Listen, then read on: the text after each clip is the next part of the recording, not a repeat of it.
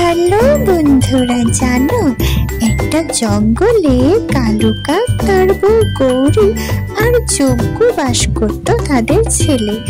যজ্ঞ রাত্রেবেলা সুসু আসলো, তখন যজ্ঞ তার মাকে ডাকলো বন্ধুরা। কিন্তু গৌরী কাক ঘুম থেকে উঠে যজ্ঞকে একটা গাছের উপরে সুসু করাতে নিয়ে গেল। সেখানে টিয়া পাখিরা বাস করত। টিয়া পাখিদের গায়ের উপরে যজ্ঞ শেষ করে দিল বন্ধুরা। তখন টিয়া পাখিদের বাসাটাও ভেসে গেল।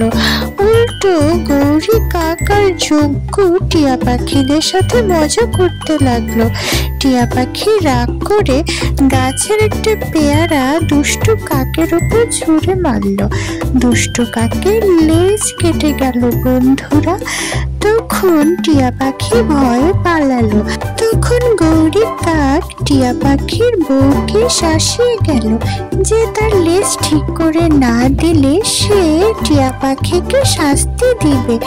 তখন টিয়া পাখিরা টুনি পাখির কাছে গেল বন্ধুরা। আর গৌরী কাকু সেখানে গিয়ে টিয়া পাখিদেরকে হুমকি দিল যে তার লেজ ঠিক করে না দিলে সে অনেক বড় ব্যবস্থা নেবে। তখন টিয়া পাখিরা ভয় পেয়ে গেল। টুনি পাখি তখন টিয়া পাখিকে বুদ্ধি দিল কালো মোরগের কাছে গিয়ে কালো পালক চেয়ে নিতে। টিয়া পাখি মোরগের কাছে গেল পালক চাইতে। কালো মোরগের পালক নিয়ে সেটা কাকের লেজ হিসেবে লাগিয়ে দিবে, এটাই তাদের প্ল্যান ছিল। কিন্তু মোরগ বলল তাকে ভুট্টা এনে দিতে হবে। টিয়া পাখি কোথাও ভুট্টার দানা না পেয়ে কবুতরের কাছে জিজ্ঞেস করলো। কবুতর অনেক উঁচুতে উড়ে উড়ে দেখতে পারবে যে কোথায় ভুট্টা গাছ আছে। তখন কবুতর টিয়া পাখিকে ভুট্টা গাছের সন্ধান দিল। একটা কৃষকের প্রচুর ভুট্টা হতো। টিয়া পাখি সেই কৃষককে গিয়ে সব খুলে বলল। তখন কৃষক টিয়া পাখিকে আস্ত একটা ভুট্টা দিল। তখন টিয়া পাখি সেই ভুট্টা নিয়ে কালো মোরগের কাছে গেল। মোরগ সকালবেলা ঘুম থেকে উঠে যেই কুকুরকু করলো, এই মোরগের অনেক পালক ঝরে পড়লো বন্ধুরা।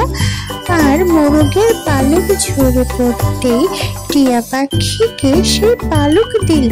আর টিয়া পাখি তার পরিবর্তে তাকে ভুট্টা দিল। টিয়া পাখি যে কালো মোরগের পালক নিয়ে আসলো, সে টুনি পাখিকে পালকগুলো দিল। এদিকে গৌরী কাক তার লেজ কাটা নিয়ে খুব দুঃখ করতে লাগলো।